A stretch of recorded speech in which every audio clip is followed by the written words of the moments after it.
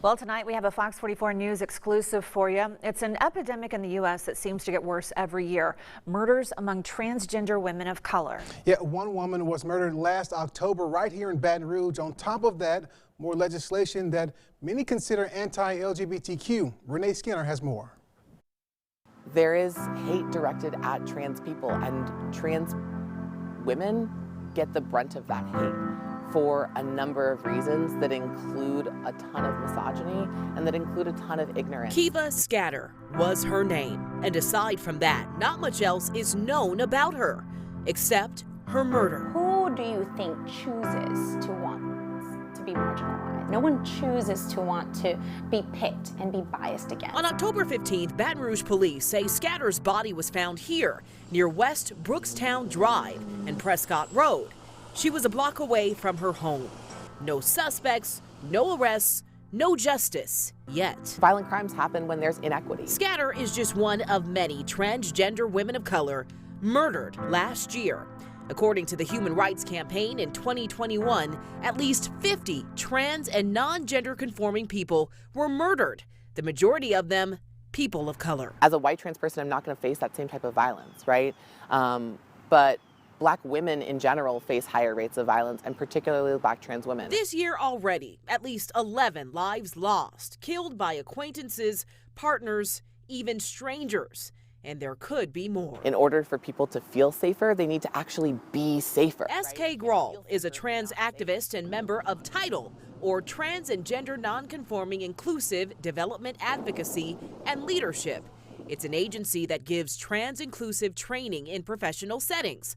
Grawl says TIDAL's work is necessary to create safe spaces for the LGBTQ+ community in work environments. But what about schools? LSU is doing the work that's necessary to ensure that access is given to as many students as possible. Luz Randolph is LSU's Associate Vice President Provost for the Office of Diversity and Inclusion. She says their campus is a safe place for LGBTQ+ students and staff. This is one of the initiatives. They offer safe space training, listening sessions, and advise student groups who identify as LGBTQ+. They're really honestly identifying who they are as individuals, and they need a space that they can do so without the judgment, without the fear, right, of saying, I am who I am, and I just want to be that person. But advocates say safe spaces like this one are getting harder to come by. Efforts to erase us from communities say more about those communities' values than they say about trans people. Take, for instance, Senate Bill 44. It would ban trans girls from playing on a sports team that supports their gender identity. What this legislation does is it opens up specifically young trans girls for more scrutiny. There's also a bill that would ban gender-affirming health care. And let's not forget Louisiana's copycat bill that's similar to the Don't Say Gay law in Florida. Best believe you're going to fear us. Going to fear us. As the bills pile up, protests persist. These bills that we're seeing, they really, they bolster violence against trans people because they touch so many different areas of life. Mar Ehrlich is a member of the Real Name campaign. We do some organizing around the legislative session.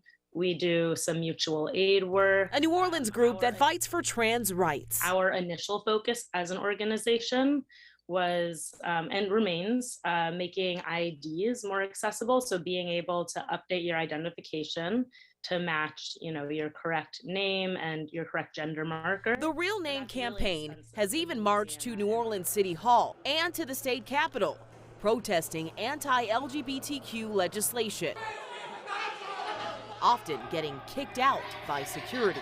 People are really coming out and really protesting. And until such legislation is stopped, activists say the picketing, the marching, and the chanting will continue. And I'm not sure that they actually see trans people as human beings, like with bodies and hopes and dreams and families and the desire to not only stay alive, but to thrive. So that no other trans woman will meet Kiva Scatter's fate. Renee Skinner, Fox 44 News.